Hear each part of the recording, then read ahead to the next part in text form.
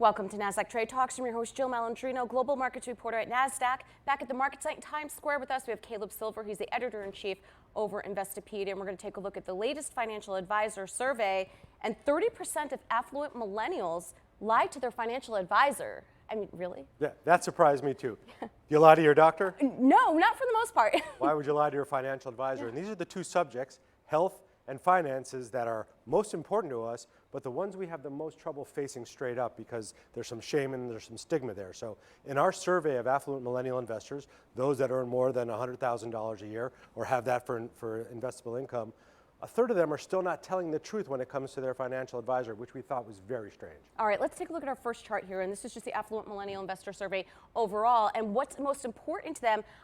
Honesty is number one by 89%. Right, just like Billy Joel says, it's such a lonely word, but honesty, trustworthiness, keeping your best interests in mind, that's what a financial advisor does, that's what they're supposed to do, and that's why we have a financial advisor, so we can have those candid conversations. But still, a lot of people feel a lot of shame in terms of their investments, their saving habits, the fact that they haven't started investing and are not absolutely truthful with their advisor, yet they trust them more than they trust a robo-advisor, or they trust other sources of information. Their advisor is the one they need to be telling the truth to. Yeah, I mean, how's the FA supposed to have their best interests in mind if they don't know? It's almost like you were saying before, if you don't tell the doctor what your underlying issues are, how are they supposed to prescribe the right path for you? Right, so by not being truthful, you're making your problem even worse. At the same time, those that do have an advisor and trust their advisor and are willing to have those candid conversations, they report better performance over time. They report better confidence in their financial situation because they feel like they're on top of it, and they feel like they have a better leg up than those obviously that don't. Financial advisors, we believe, are key to that relationship in terms of getting smart about your money and making the right decisions. And we can see that on the next chart as well, where we're talking about trusted source for financial advice. Right, they trust their FAs. This is the millennial investors that we surveyed, more than my generation, than Generation X does. Generation X has had some mixed markets.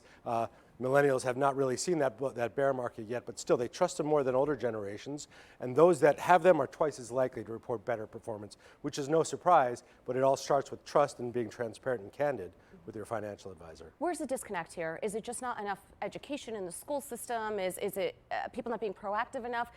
There is some kind of disconnect here, and how do we resolve that? We think the disconnect is in financial education. We've talked about this before. The earlier you start learning about finances, investing, how interest works, how credit cards work, how mom and dad make money, the better off you are down the line. So having those conversations early is important, but also understanding the relationship between a financial advisor and a client. Financial advisors are fiduciaries. They are there to represent our best interests. There's actually rules called regulation best interest. That means they have to put our interests first. So having that transparent conversation up front with your advisor and picking an advisor that you actually trust and know, that goes a long way into helping people with performance. Is the industry doing enough?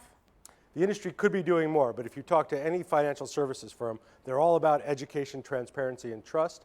And that's where they want to be. At the same time, people still have a very mixed relationship with money, and some of that comes because of what's happened in the past, the financial crisis, the feeling that the game is rigged, it's too complicated for them. But if you actually break it down to the basics of investing and getting started and having a financial plan, a lot of that trust melts away, but folks aren't willing to go there. At least a third of them in our survey are still not telling the truth to get them started on the right foot. All right, well, hopefully we can work together and correct that over the next few years. Let's do that. Make smarter investors. All right, Caleb, thanks so much as always for joining us at MarketSite.